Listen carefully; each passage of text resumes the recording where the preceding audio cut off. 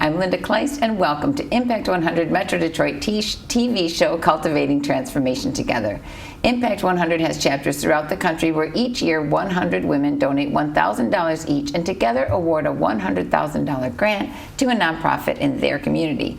Our all-volunteer chapter is Impact 100 Metro Detroit, and we work with nonprofit heroes headquartered and serving in the Tri-County area, Wayne, Oakland, and Macomb counties. And one of our main goals is to promote these nonprofit heroes and the work they're doing in Metro Detroit. It's the reason for this show. There's so much good happening with people like our guest today. We are so thrilled to welcome Yolanda Durfield. You are the president and board chairman of Torch of Wisdom. Correct. I was going to say for Torch of Wisdom. And we have a special guest today joining us, Drew Breedlove. You are a graduate, and we're going to hear you. Stay tuned to hear Drew's story. We're not going to get that yet. That comes. So thank you for coming. Sure. Thank you for having us.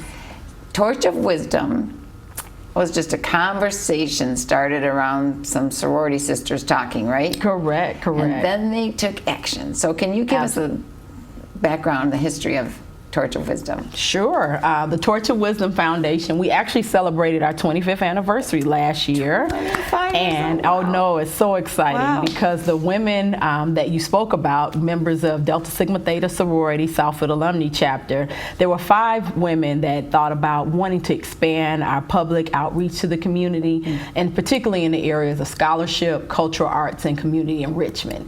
And so because the sorority was already doing some outstanding community work, many times you can be limited by the service area that you take care of. In the case of the Torch of Wisdom, they wanted to expand their outreach to not only just the Southfield area, but to Southeast Michigan.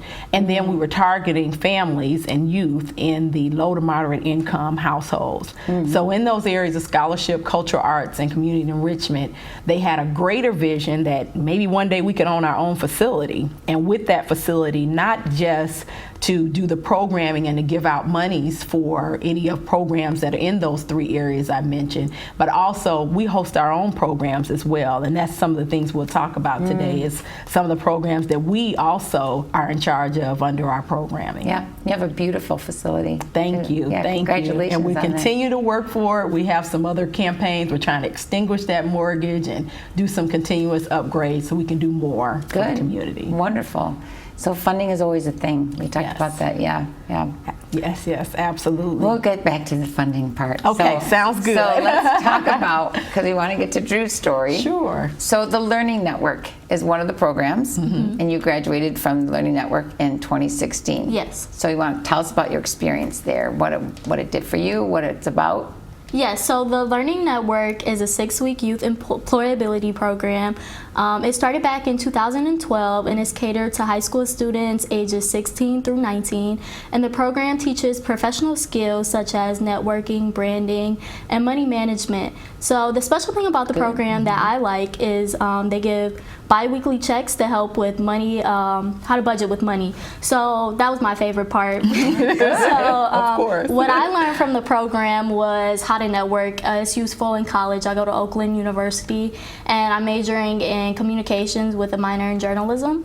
So networking is really fundamental to me, and also public speaking. So the program taught me how to be confident in speaking in front of people. So that's what I took from the program. Well, you are confident in front of speaking people, so I would hire her. I know, good. You covered that really well, very clearly, wonderful. So the program, you came in, how old were you when you came into Learning I Network? was 17, I believe. So taking those skills that I've learned from them, me coming back as a mentor is really helpful for me, and also putting the stuff that they instilled in me and helping the other students that are in the program right now is really helpful for me in growing. Sure. Yes. When you first started with the program, what did you expect? What did you think your life was going? Did it change through the program? Yeah, so it changed. When I went into the program, as any kid would, you would just think like, oh, I'm losing my Saturdays, because the program is every Saturday from 9 a.m. to 3 p.m. So I really didn't want to be there, but my friends told me to go. And my parents. So learning throughout the 6 weeks, I guess, and meeting new people and learning new things, I actually enjoyed it. So my view of the program changed over time. You started to really get value from it and see that changing your life, impacting your future life. Yeah, great. And now I have them to go back on, and they actually help me throughout college and anything else I need. So I really enjoyed the program. So you call on them when you're stuck with something, you have a question, which is really huge, right? Yes. To have that support when you're going through. People don't always finish school when they start. So there's a lot of questions about funding, the scholarship next year, all that stuff. Yeah. And one of the things I neglected to mention is our mantra is changing tomorrow today. So just having Drew here next to me, here as a past graduate of the program, is just, it totally embodies what we believe. We're taking all of what we've tried to pour into Drew, teaching her those skills, the things that can make her successful, the mentorship, just continuing that ongoing relationship. And then we brought her back so she can continue to change tomorrow today with the students that are part of our program. It's wonderful. That is really wonderful. So congratulations. You like OU? That's good. Yeah, I do. Yeah, so you can do well in communication, that's for sure. Good. So we also want to, I don't know how much more you want to spend on the Learning Network. How can people get in touch with that? And then we also want to talk about your the financial, what is that called? The Economic Education Series. Yes, series. Yes, so go absolutely. So one of the things that, just to expand on what Drew was talking about with the Learning Network, so this is our 6th year of the program. So we're already currently in this class's programs and workshops. However, if someone is interested maybe next year, if they have a child that they'll like to have a part of our program, I highly recommend they keep checking back our website, because we will take another class come 2020, and we'll be looking for high school students between those ages of 16 to 19. So, and hopefully we'll have Drew back again as a mentor, and continue that continue to pour back into what we've learned and pour it back into the community.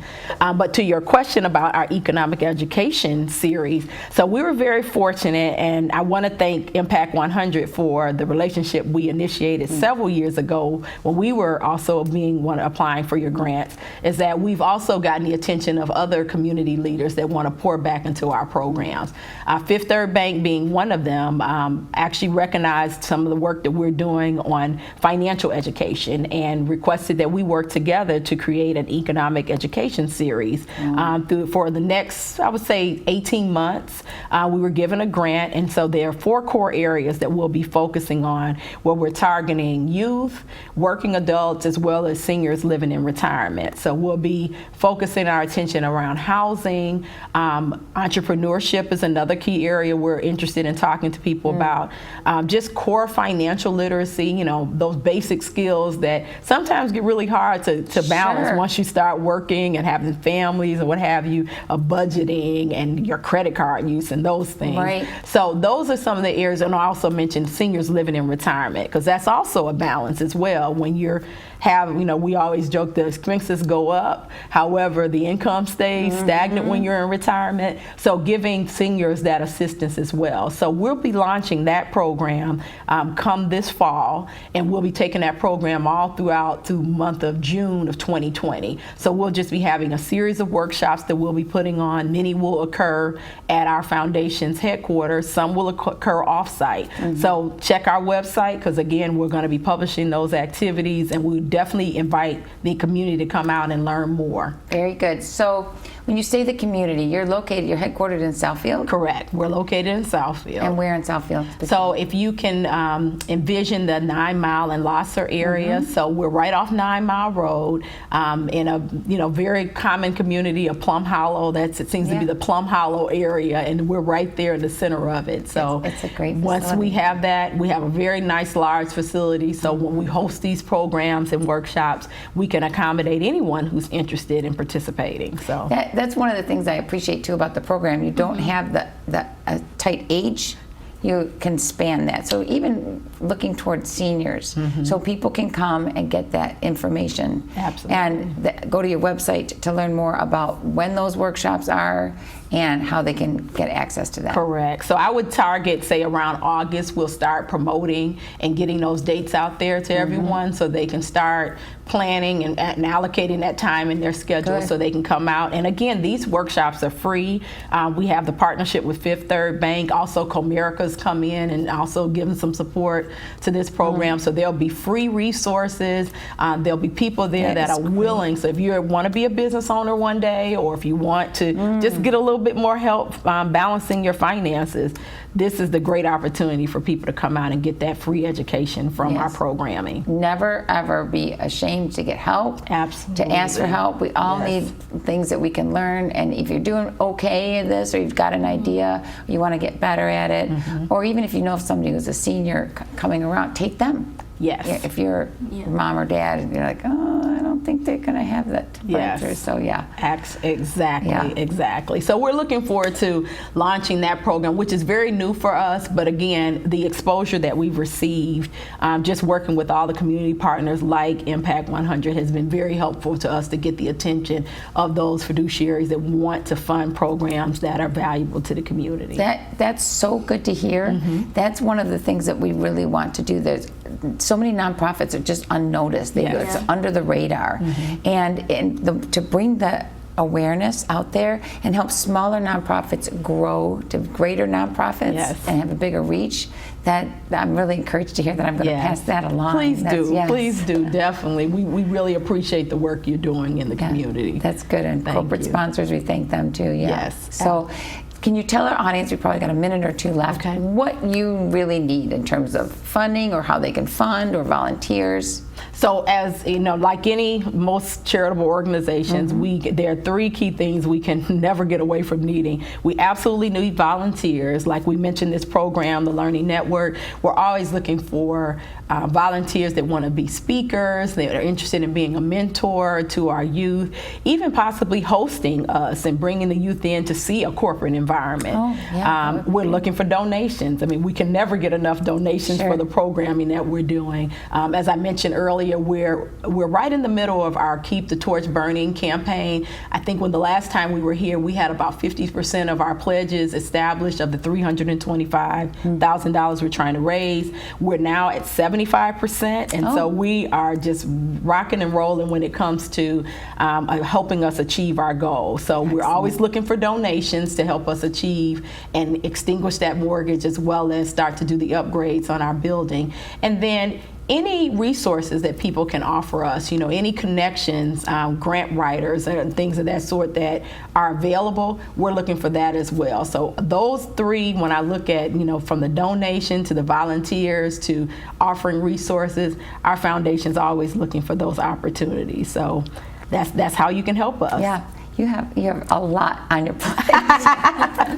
But it's fun stuff, when you're a volunteer organization, because all of our board members are volunteers. We don't have a paid staff, but it's around the passion. We believe in what we're doing. We believe that we're changing tomorrow today. When we can look back and see youth like Drew come back and want to be a part of what we're doing, we know we're making a big impact. So that's what we look forward to doing. Thank you. Thank you for being your part in transforming lives. Thank you. So thanks, Drew, for coming and joining us today, sharing your story.